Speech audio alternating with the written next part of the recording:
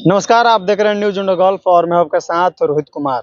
देखिए, बिहार सरकार के मंत्री मंगल पांडे ने एक प्रेस कॉन्फ्रेंस करते हैं और प्रेस कॉन्फ्रेंस करने के दौरान उन्होंने किसानों के हित में एक बड़ी ऐलान कर दिया है।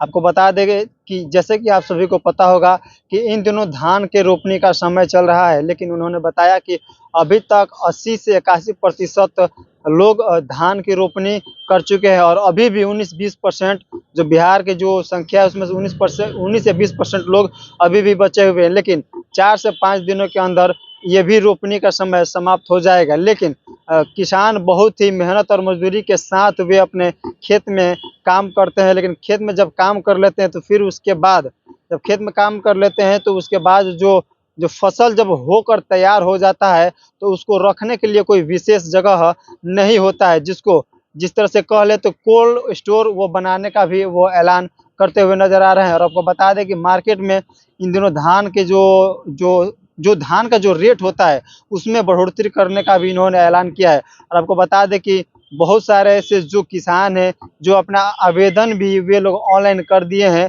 अपने धनराशि को प्राप्त करने के लिए, और यह प्रक्रिया चालू भी हो गई है। आइए बात करते हैं मंगल पांडे से कि और इनका क्या कुछ कहना है। तो कुल मिला के किसानों के उत्पादन का निश्चित राशि उनको प्राप्त हो। और हम सब लोग देखते हैं कि फसल में कई उत्पादों की अपेक्षा यदि दलहन की खेती की जाती है तो उसमें ज्यादा लाभ होता है। इसलिए दलहन का उत्पादन भी बढ़ेगा और किसानों का लाभ भी बढ़ेगा। इस दिशा में भारत की सरकार और राज्य की सरकार मिलकर काम कर रही है। अभी जब धान के रोपनी का समय चल रहा है तो हम लोगों ने देखा कि जुलाई के महीने में थोड़ी अनियमित बारिश हुई, अनियमित मानसून रहा और एक समय लगा जून के लास्ट और जुलाई के शुरू में लगा कि बरसात अच्छा हो गया है, किसान रोपनी कर लेंगे। लेकिन जुलाई अंत आते आते अल्प वृष्टि के कारण सुखाड़ जैसी स्थिति की संभावना दिखने लगी। तो माननीय मुख्यमंत्री जी हमारे बहुत संवेदनशील हैं और उन्होंने तुरंत इस पे 26 जुलाई को निर्णय किया और विभाग को यह निर्देशित किया कि डीजल अनुदान तुरंत शुरू किया जाए। और माननीय मुख्यमंत्री जी के निर्देश पे 26 जुलाई से बिहार में डीजल अनुदान का काम शुरू हो गया।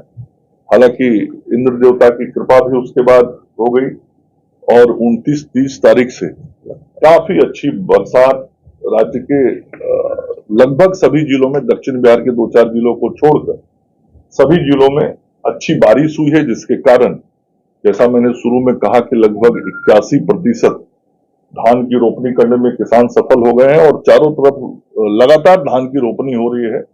और मुझे लगता है कि अगले 4-5 दिनों में ये धान की रोपनी 90% के आगे बढ़ जाएगी। फिर भी किसानों को कोई कठिनाई नहीं हो, इसके लिए पूर्व से ही कैबिनेट में हम सब लोगों ने 150 करोड़ रुपए का प्रावधान करके रखा था डीजल अनुदान के लिए। और 26 जुलाई से जैसा मुख्यमंत्री जी का निर्देश हुआ उसके बाद हमने उसका पोर्टल कृषि विभाग में खोल दिया और उसके माध्यम से किसान आवेदन दे रहे हैं।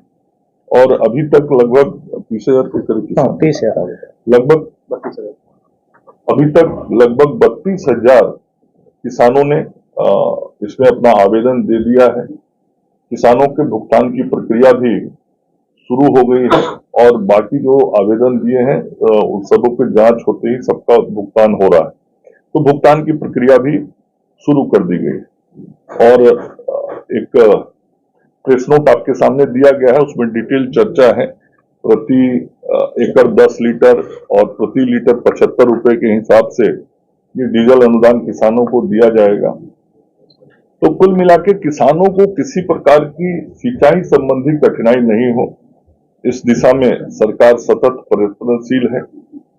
एक बहुत ही किसानों से जुड़ा हुआ महत्वपूर्ण विषय कोल्ड स्टोरेज का होता है, क्योंकि फसलों का जब हम उत्पादन करते हैं तो उत्पाद को सुरक्षित रखना भी एक बड़ा काम होता है। चाहे वह आलू हो, चाहे अन्य फसल हो, सब्जी हो, फल हो, ऐसे सारे जो हमारे कृषि उत्पाद उनको सुरक्षित रखने के लिए कोल्ड स्टोरेज की जरूरत होती है।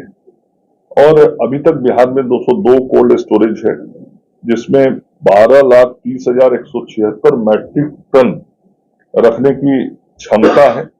और 12 जिले ऐसे हैं जहां अभी कोल्ड स्टोरेज नहीं है। तो जहां पे कोल्ड स्टोरेज नहीं है, उसके लिए एक विशेष प्रयास राज्य सरकार कृषि विभाग ने किया है कि उन जिलों में नए कोल्ड स्टोरेज के निर्माण कराने के लिए 3 वर्षों की एक योजना बनाई है।